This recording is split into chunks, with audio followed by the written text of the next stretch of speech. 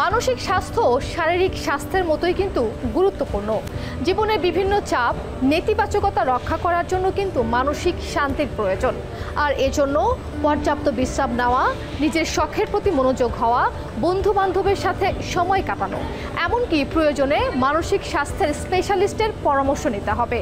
সুন্দর মনই কিন্তু সুন্দর জীবনের চাবিকাঠি।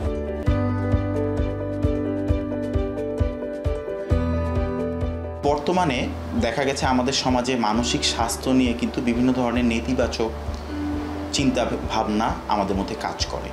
বিশেষ করে যদি আমরা দেখি যে মানসিক স্বাস্থ্য জন্য যদি কেউ চিকিৎসকের শরণাপন্ন হয়, বিশেষজ্ঞের কাছে যায়, তখন কিন্তু তার উপর তার সমাজ, তার যে বন্ধুবান্ধব কিংবা তার আশেপাশের লোকজন সবসময় তাকে একটা চিহ্নিত করে ফেলে যে সে মানসিক রোগের চিকিৎসা নিচ্ছে।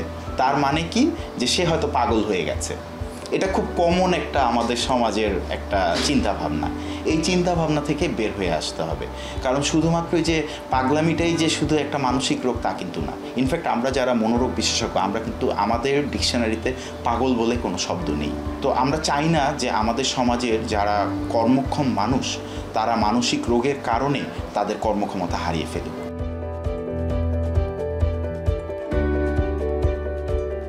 মানসিক রোগ বিষয়ে আমাদের যে একটা ভীতি, আমাদের যে একটা আশঙ্কা, এটা কাটাতে হবে। এবং এইটা কাটানোর জন্য যদি আমরা ব্যবস্থা নিতে চাই, সেক্ষেত্রে কি কি উপায় আছে? অনেকগুলো উপায় আছে।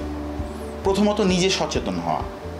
আমি একটা মানসিক সমস্যায় ভুগেছি, আমি শারীরিক সমস্যা হলে আমি ডাক্তারের কাছে যাই না?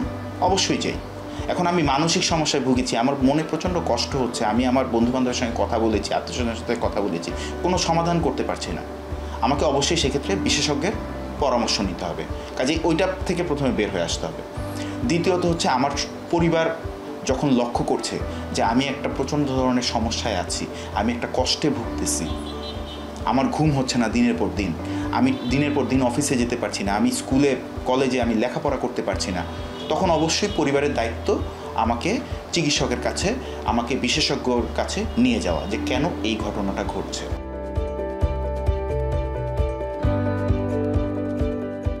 সচেতনতামূলক কিছু প্রচারণা করতে হবে। বিশেষ করে এখানে মিডিয়ার অনেক দায়িত্ব আছে।